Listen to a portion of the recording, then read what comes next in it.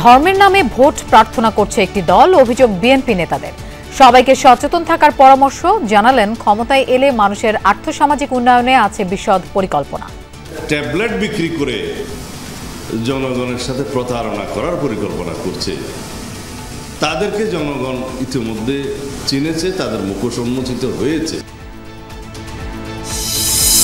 নির্বাচন কমিশনে জামায়াতের ৬ সদস্যের প্রতিনিধি দল, তফসিল সহ ভোটের বিভিন্ন বিষয় নিয়ে আলোচনা।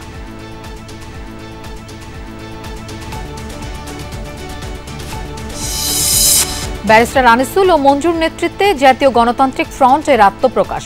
গণতান্ত্রিক ধারা অব্যাহত রাখতে কাজ করবে নতুন জোট, বললেন নেতারা। নির্বাচনকে সামনে রেখে আমরা জোটটা করেছি, তবে এটা নির্বাচনের জোট না, এটি একটি রাজনৈতিক জোট। আমরা আশা করছি খালেদা জিয়ার সিটি স্ক্যান রিপোর্ট স্বাভাবিক, জানালো মেডিকেল বোর্ড। জার্মানি থেকে কাল আসছে এয়ার অ্যাম্বুলেন্স, লন্ডন নেয়ার বিষয়ে চিকিৎসকদের সিদ্ধান্তের অপেক্ষা।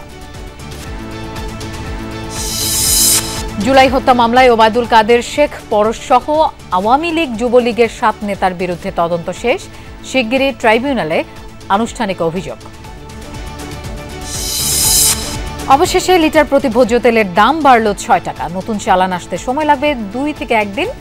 গায়ে লেখা দরেই বিক্রি হচ্ছে বোতলজাত সয়াবিন।